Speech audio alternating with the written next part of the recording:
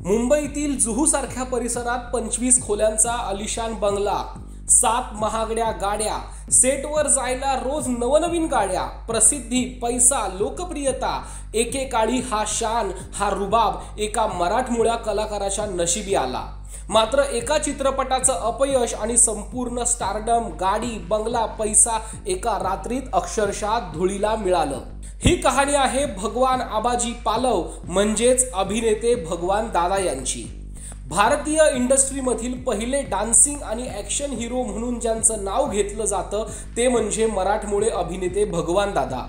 भगवान दादा यांचं पूर्ण नाव भगवान आबाजी पालव असं होतं। भगवान दादांनी 1931 ते 1996 पर्यंतचा काळ चांगलाच गाजवला। अभिनेता, दिग्दर्शक अशा अनेक जबाबदाऱ्या त्यांनी पार पाडल्या। या काळात त्यांनी दिग्दर्शित केलेले अनेक चित्रपट गाजले। त्यांनी निर्मिती केलेल्या अलबेला या चित्रपटामुळे त्यांचं नशीबच पालटलं। या चित्रपटाने बॉक्स ऑफिसवर जबरदस्त कमाई केली होती। भगवान दादा एका रात्रीत सुपरस्टार म्हणून ओळखले जाऊ लागले। प्रसिद्धी, पैसा त्यांच्या पायाशी लोळण घेत होता।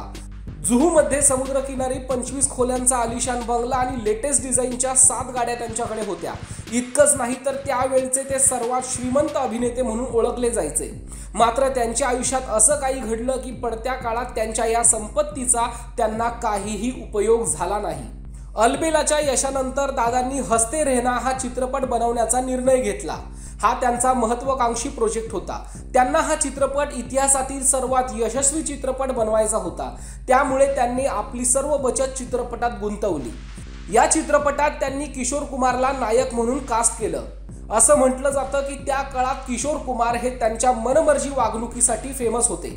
वेळेत सेटवर न येणे अथवा कोणतीही पूर्वसूचना न देता शूट कॅन्सल करणे, संचालकांकडून विचित्र मागण्या करणे असा त्यांचा स्वभाव असल्याचे सांगितले जाते। भगवान दादांच्या बाबतीतही त्यांनी असेच केले। भगवान दादांसाठी हा चित्रपट खूप महत्त्वाचा आहे हे त्यांना माहीत होतं, तरीही त्यांनी आपली सवय सोडली नाही। किशोर कुमार यांच्या वागण्यामुळे चित्रपट बनवण्यात अनेक अडचणी आल्या। भगवान दादांना त्यांच्या हतबलतेमुळे हा चित्रपट थांबवावा लागला आणि चित्रपट पूर्ण होऊ शकला नाही। मात्र या सर्वांमध्ये त्यांचे इतके नुकसान झाले की त्यांना आपला जुहूचा बंगला आणि सर्व गाड्या विकून टाकाव्या लागल्या। आर्थिक विवंचनेमुळे भगवान दादांना पुन्हा एकदा मुंबईतल्या जुन्या चाळीत राहावे लागले। हे दुःख दूर करण्यासाठी शेवटी त्यांनी मद्याचा आधार घेतला। थोडे पैसे मिळतील म्हणून छोट्या मोठ्या चित्रपटात मिळेल त्या लहान सहान भूमिका करत त्यांनी पोटाची खळगी भरली। एकेकाळी भारतातील सर्वात श्रीमंत असलेल्या अभिनेत्याच्या आयुष्यात अशी दुर्दैवी वेळ कधी येईल असा कोणी स्वप्नातही विचार केला नसेल। शेवटच्या काळात दादा परेल येथील लहानशा चाळीत वास्तव्याला होते।